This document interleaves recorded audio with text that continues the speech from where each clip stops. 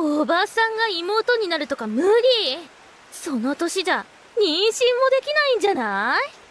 そう言って私のことをバカにし続けた義士。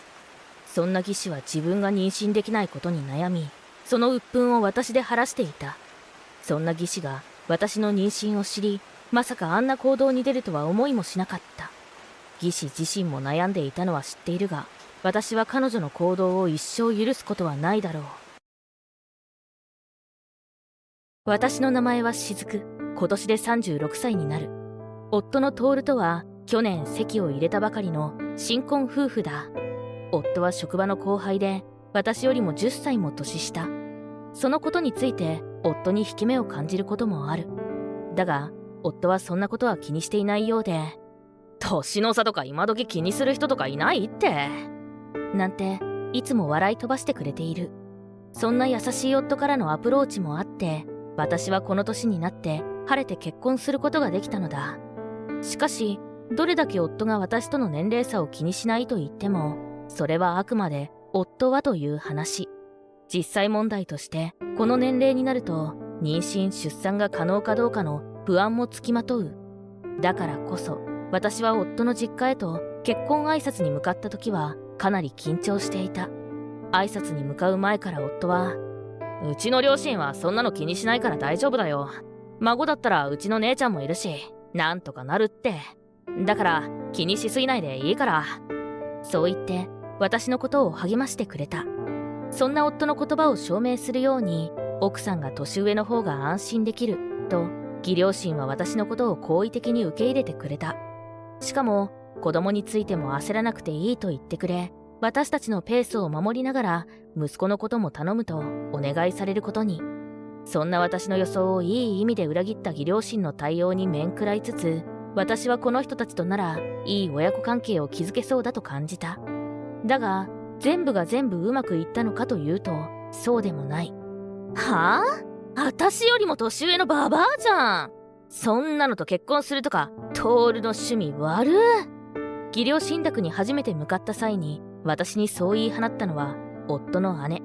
私にとっては義理の姉になるのだが、本人が言うように私よりも義士の方が年下で、同い年の旦那さんと一緒に義実家で同居している。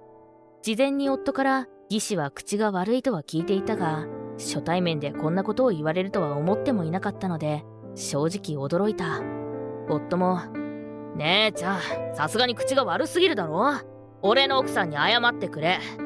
いくら何でも看過できなかったのか、怒りをにじませた口調でそう告げた。しかし義士はそんなの気にしていない様子で、事実なんだからしょうがないでしょ。いい年したおばさんが年下の男に色目使うとかキモすぎ。そもそもそんな年で結婚して子供とか産めるわけ？笑いながら私のことをバカにする義士。そんな義士に言われたことは自分でも少なからず思っていたことで、私は思わず羞恥で顔を染める。夫はそんな義士の遠慮のない罵倒に気分を害したようで、おろおろする義両親を残してすぐさま私を連れて義実家を後にした。義士の様子から見るに、夫から何を言っても聞かないだろうし、私のことを考えてあの場から連れ出してくれたのだろう。そんな夫の優しさに感謝しつつも、せっかくの結婚の挨拶がこんな形で終わってしまったことを残念に思った。義実家から出てすぐに夫は、ごめん、まさかあそこまで行ってくるとは思ってなかった。気分悪かったろ？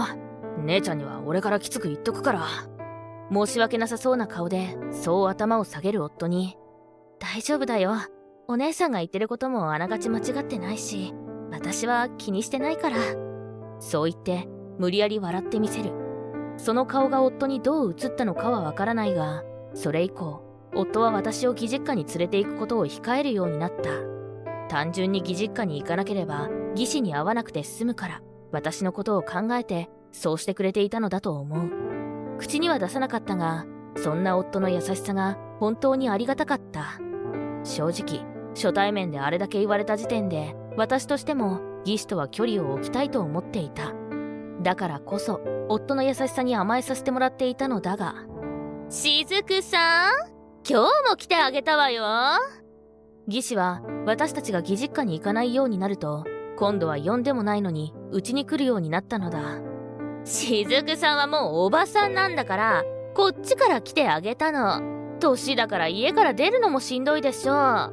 遊びに来てあげてるんだから感謝してよね。しかも、やってくるたびに年齢でのマウントを取ってきて、妊娠が難しい私のことを毎回バカにして帰っていく。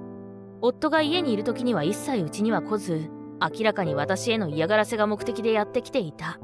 義士は旦那さんと結婚してもう3年になるが、子供はまだいない。旦那さんが出張が多い上、義士は実家で同居ということもあって、本人は家事手伝いなので、時間はあるのだろう。頻繁に我が家に来ては、こうして私へと嫌味を言って帰るのを繰り返していた。そんな義士のことを夫は問題視していて、義士に直談判したこともあったが、っておばさんにおばさんって言って何が悪いのと予想通り何の効果もなし。義両親も義士を可愛がっているからか強く言うことはなく、結局義士は野放しの状態になっていた。そんな生活が嫌になることもあったが、夫は変わらず優しいし、義士のしてくることもただ嫌味を言ってくるだけ。夫から義士は自分たちに子供がいないことについて悩んでいるとも聞いていたので、彼女なりに今も必死にあがいているのかもしれない。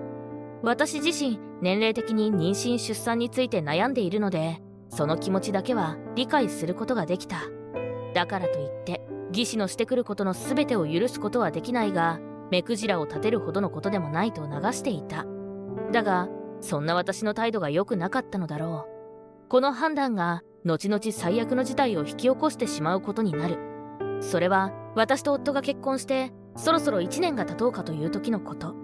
トル、落ち着いて聞いてね。私、妊娠した。正直、かなり期待は薄いと思っていた中での妊娠。その事実に私は興奮を隠すことができなかった。それと同時に夫の反応が気になっていたのだが、本当か？よかった。本当にありがとう。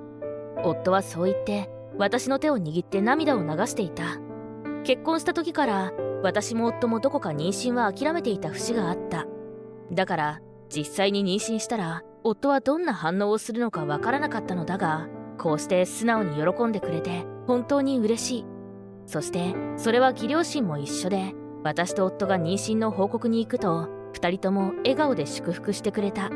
この時ばかりは義実家に行くと義士がいるなんてことは気にならず、何よりも早く義両親に教えてあげたかった。だからこそこうして直接足を運んだのだが、ここまで喜んでくれるならそうした甲斐はあったのだと思う。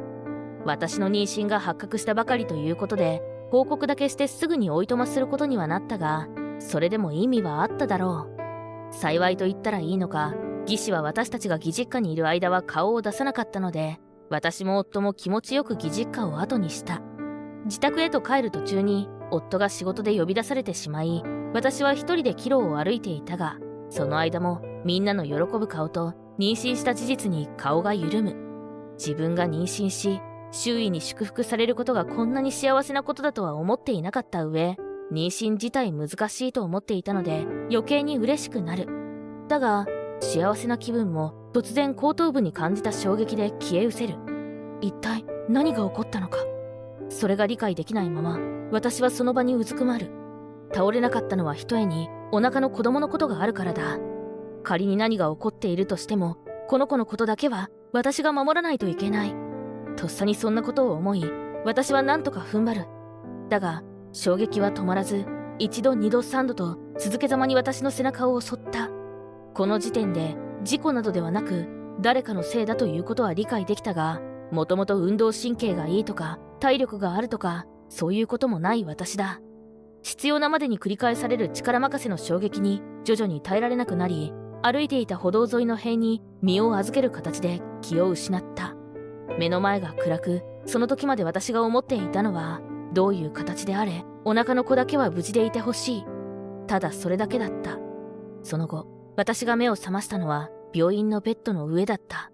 目を開けた私が最初に見たのは、ひどい顔で泣きじゃくる夫の姿。雫、大丈夫か？痛いとことかないか？私が目を覚ましたのに気づいた夫がすぐにそう言って私の手を握る。夫の質問で初めて自分の状態を知ったが、私は相当手ひどくボコボコにされたようだ。正直な話、どこが痛いのかわからないくらいには全身が痛い。夫にそう伝えると、夫は泣きじゃくる顔をさらに歪めて涙をこぼす。とそこで私はふとあることに気づき、夫の腕を思い切り掴んだ。そんなことよりも、お腹の子は大丈夫だよね？自分の体がどうなっていても今はどうでもいい。それよりも夫との子供に何かあったら、そっちの方が気になってしまい、さっきまで感じていた痛みは全て吹き飛んだ。必死の形相でしがみつく私を安心させるように夫は微笑み、お腹の子は無事だ。だから今は自分の心配をしてくれ。子供が無事だと理解した瞬間に安堵と痛みが再び襲ってくる。それに耐えながら夫の話を聞くと、やはり私は何者かに襲われたようだ。偶然近くを通った通行人の方が救急車を呼んでくれたので、こうしていられるが、場合によってはお腹の子も私も危なかったらしい。それを聞いて私はゾッとした。もしその人がいなかったら、私は一番大事なものを失っていたかもしれない。その恐怖心から思わず自分の体を抱くと、ふと自分が何かを握っていることに気がついた。手を広げてみると、握っていたのは女性人気が高いキャラクターのキーホルダー。割と出回っているもので、特に何の変哲もないのだが、私はこのキーホルダーを直近で見た記憶がある。自分の趣味ではないし、夫の趣味でもないので、不思議に思っていると、私の手にあるキーホルダーを見た夫がふとつぶやく。それって姉ちゃんが好きなやつだよな。なんで雫がと疑問を浮かべる夫の言葉を聞いて、私の頭にはある仮説がよぎった。そもそもこれだけボコボコにされるということは、私個人に思うところがある人物が犯人である可能性が高い。それも踏まえると、この考えはあながち間違いではないように思えた。そこで私は夫にとあることをお願いし、その事実を確かめることに。夫も最初は驚いていたが、その可能性は高いと思ったのだろう。すぐに同意してくれ、私の提案を飲んでくれた。それから数日後、未だに私は入院中で、そんな私のもとに今日はとある人物が訪ねてきていた。連れてきた夫が病室の前で夫と一緒に喋る声が聞こえる。この病室に雫さんがいるの？技師の声に答えることなく、夫が先に病室に入ってくる。沈痛な面持ちの夫につられるように技師もどことなく暗い顔で中へ入ってきた。技師は私が入院してからこうしてお見舞いに来るのは初めてで、私の現在の状態なんて一切知らない。そんな技師から疑問の声が上がる。その理由は簡単で、夫が連れてきた病室のベッドに私の姿がないからだ。それに疑問を持って夫に質問をする技師に、夫は暗い声で答えた。雫はあの事件のせいで。そこで声を詰まらせた夫を見て、技師は何かを把握したような顔。夫に合わせるように暗い顔をしながら、そうとつぶやいたかと思うと、夫の肩を叩いて夫を励ます。しばらくそうして二人で黙り、ひとしきり技師が夫を励ました後、夫が私の握っていたキーホルダーを技師に見せる。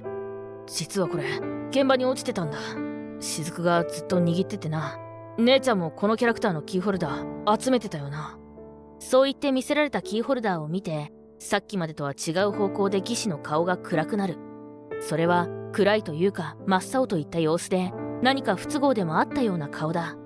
慌てるように、私が持ってるのとは違うやつじゃない？そのタイプのやつ私持ってないし。と声を荒げる。この時点で夫はある程度の確信を得たのか、技師にさらに質問を続ける。そういえばなんだけどさ、妊娠の挨拶に行った時、姉ちゃんいなかったよな。何してたんだ？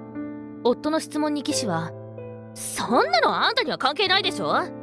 ひどく狼狽したような声で答える。正直、今の質問に慌てる要素など一切ないが、ひどく取り乱しているようだ。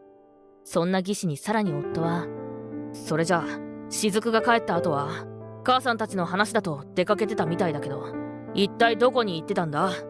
さすがの技師も、ここまで言われたら自分が疑われていることには気づいたのだろう。心外だと言わんばかりの顔で、私は何もしてないわよ。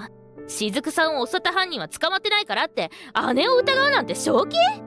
そう言って、夫のことを責める技師。このまま夫が追及を続けても、技師は白を切り続けるだろう。そう思った私は、病室のベッドにかかるカーテンを開く。実は私は夫が見せた隣のベッドでずっと様子を伺っていた。病院側に無理を言う形にはなったが、私の病室に他の患者がいなかったのが幸いしたのだ。本当に何も知らないんですか？技師の後ろから私がそう声をかけると、技師は思わずといった様子で叫ぶ。なんで生きてるのよ！あんた、この間の事件で亡くなったんじゃないの？そもそもあの傷でなんで…と、ここまで口走って、技師は慌てて口を閉じる。だが、すでに必要なことは口にしてしまった後だ。あの傷で？